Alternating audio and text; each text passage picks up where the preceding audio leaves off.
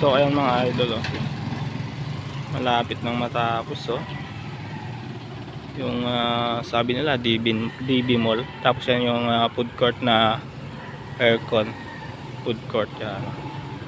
Yan, ito yung mall dito sa Audiawan, malapit sa Bagong Palengke. Yan, kasama natin si Idol Sally yan, dito sa bakery.